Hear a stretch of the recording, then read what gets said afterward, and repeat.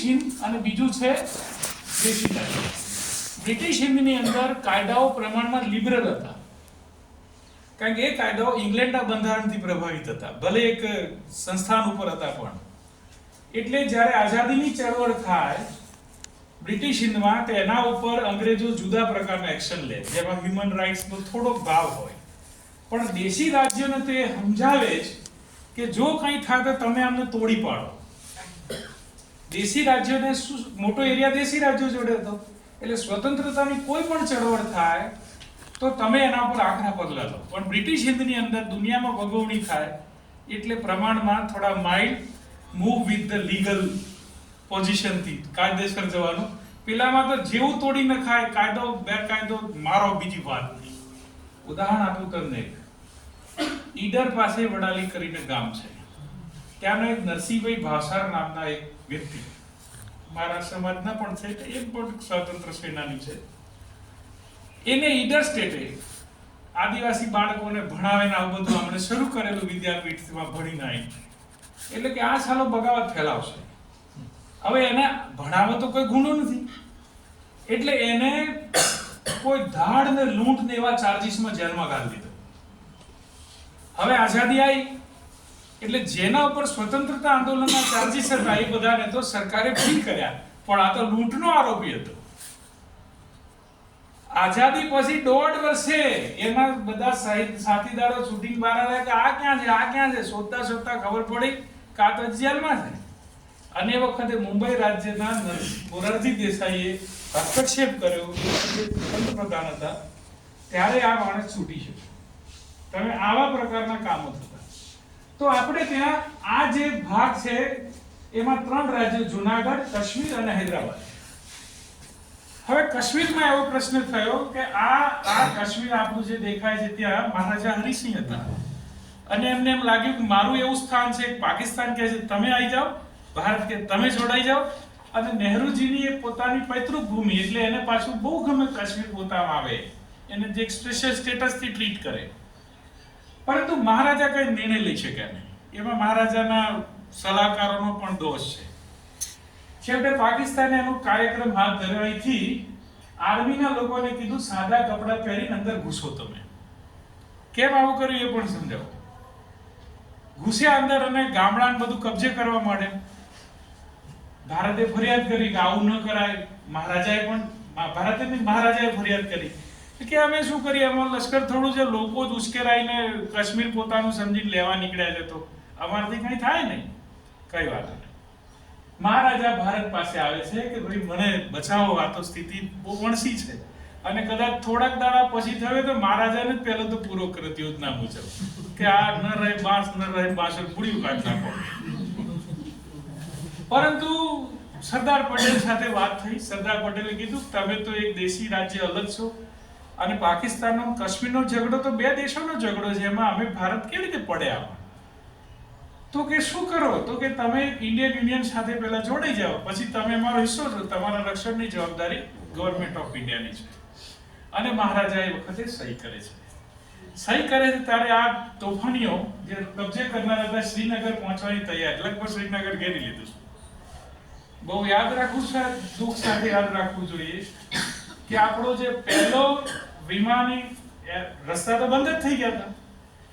પહેલું જે વાયુસેનાની ટ્રુપ જ્યાં ઉતર્યું એનો એક પણ સિપાહી જીવતો બચ્યો નહોતો. જે પહેલી ટુકડી ત્યાં પેરાશૂટથી ઉતારી એનો એક પણ માણસ જીવતો બચ્યો નહોતો. એટલે કેટલો ભીષણ સંગ્રામ થયો છે. અને એક ટ્રેન લશ્કર સાથેનો સંગ્રામ હતો સામેના લોકોનો.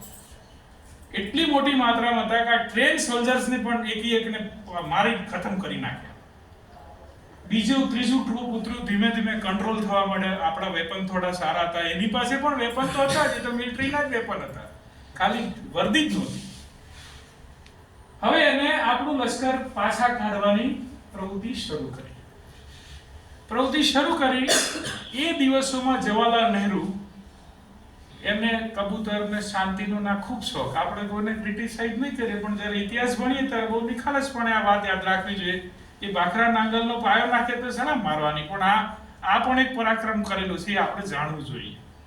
હવે એમણે રેડિયો ઉપર ભાષણ કરવા નીકળ્યા અને બોલ્યા કે અમે આખો પ્રશ્ન યુએન માં લઈ જઈશું. યુએન જે કહે છે એમ કરીશું અમે. યુએન પહેલા જ ધડાકે એક વાક્ય કહી દીધું, જૈસે થે, જેમ જોઈએ એમ હમણાં રહો. એટલે જે ભાગ આપણે ખાલી કરાયો હતો એ ભાગ આપણી પાસે આવ્યો. જે ભાગમાં હજી પણ પાકિસ્તાનનું લશ્કર હતું એ પીઓકે બન્યું, પાક ઓક્યુપાઈડ કાશ્મીર. બરાબર, એ હજી આપણી માથાનો દુખાવો છે. હવે એ પહેલા બીજો એક સવાલ, એ વાત અહીંયા ઊભી રાખીએ. આ છે આપણું જુનાગઢ. હવે જુનાગઢના મહારાજાને બેનજીર ભુટ્ટોનો દાદો, જે એ વખત ત્યાંનો નવાબનો દીવાન હતો, એને ટાઈટ કર્યું, નવાબ સાહેબ આપણું પોતાનું રાષ્ટ્ર બને છે, તમે અહીં ભારતમાં ત્યાં મજા આવે, જોડી જાઓ. હવે જુનાગઢને દરિયાઈ સીમા છે એટલે એને પાકિસ્તાન સાથે જોડાણ કર્યું. જોડાણ કર્યાની સાથે પ્રજામાં વિદ્રોહ ફાટી નીકળ્યો. ભારત સરકારે કોઈ હસ્તક્ષેપ કર્યો નહીં. પ્રજાએ દારજી હુકુમત સ્થાપી. નવાબ સાહેબને રાતોરાત ભાગી જવું પડ્યું અને ભાગતા તો ભાગ્યા, એમની એક બેગમ રહી ગઈ. પાછળથી સરદાર પટેલે એને પાકિસ્તાન મોકલવાની વ્યવસ્થા કરી, સહી સલામત. હવે જે મુદ્દો છે ધ્યાન રાખો, જે મુદ્દો છે, આપણે યુએન માં પાકિસ્તાન હજી પણ દબાયેલું રહે છે. એનું કારણ છે કે એમ કે છે, એમ કે આ અમારું છે કેવા જાય તો ભારત કહે છે મહારાજાએ અમારી સાથે જોડાણ કર્યું છે. જો એ જોડાણને અવગણવા જાય એને પાકિસ્તાન, એને જુનાગઢ ભૂલી જવું પડે. કારણ કે એ જુનાગઢનો કક્કો એ હેતુ ઉપર કે છે કે મહારાજાએ અમારી સાથે જોડી દીધું, નવાબ એટલે અમારું છે, તો આપણે કહીએ છીએ કે આને અમને જોડી દીધું તો અમારું છે. એટલે આ પેચ ત્યાં ફસાયો છે. એ જો એમ કહેવા જાય તો એને જુનાગઢ ભૂલી જવું પડે. હજી પણ જુનાગઢ એનામાં હોય એવા નકશા પાકિસ્તાન પબ્લિશ કરે છે. હજી પણ એવા પબ્લિશ કરે છે. એવી ટપાલ ટિકિટ પણ છે જેમાં પાકિસ્તાનનો નકશો જુનાગઢ સહિતનો હોય. આખું કાશ્મીર પણ એનામાં એવા નકશા પબ્લિશ કરે છે. હવે જુનાગઢના નવાબની થોડી બીજી વાતો કરી દઈએ. આ નવાબ એટલા બધા કૂતરાના શોખીન, દુનિયાભરના કૂતરા એને ભેગા કરેલા. જ્યારે ગયા ભાવનો કૂતરો હોય એ એના જાત ભાઈઓને ભેગા કરેલા. એટલા જાતના દુનિયાના દરેક પ્રદેશના કૂતરા એમને, કોઈ કે આવું કૂતરું મંગાવો કે આપણે સ્પેશિયલ એસી રૂમો બનાવેલા કૂતરા. જુનાગઢની આ ગરમ આબોહવામાં જીવે નહીં. કૂતરા મરી જાય તો એનું વ્યાતે ગાતે દફન થાય, એનું અલગ કબ્રસ્તાન. એટલું જ નહીં, કૂતરાઓના લગ્ન, અને લગ્ન ઉપરાંત જ્યારે કૂતરાને બચ્ચા થાય એમની માનીથી કૂતરીને, તો રાજ્યની શાળાઓમાં મીઠાઈ વહેંચવાની. જે કેદીઓની 2-4 મહિના સજા બાકી હોય તો એને બાપ જાઓ બચ્ચા થયા ભાણ્યા જાણે કે હવે એના દરેક ફોટોગ્રાફ જુઓ તો કૂતરા સાથે જ હોય. હવે અહીંયા જો એ પોતે બેઠા છે તો જોડે કૂતરાના ગળામાં નીલમના એના નેકલેસ પહેરાવે. આપણે તો જન્મમાં નહીં પહેરીએ કે આ નોકરીમાં, સિવાય કે જમીની દલાલી કરીએ તો પેટ ખાય. હવે તમે જુઓ એને કેટલા પૈસા, 2 કરોડ રૂપિયા એના કૂતરાના લગ્નમાં વાપરે. એનો આ રાજ્યનો ઓફિશિયલ રેકોર્ડ છે, 2 કરોડ રૂપિયા. અને 2 કરોડ વાપરવા મહેમાન પણ એવા ગજાનો જોઈએ ને. લોર્ડ ઇરવિન ને બોલાયેલો, આવો આવો વાઇસરોય કે લગન છે આવો. અને એ પોતે ત્યાં લગનમાં વાઇસરોય એક દેશી રાજા પોતા ત્યાં નોતરે.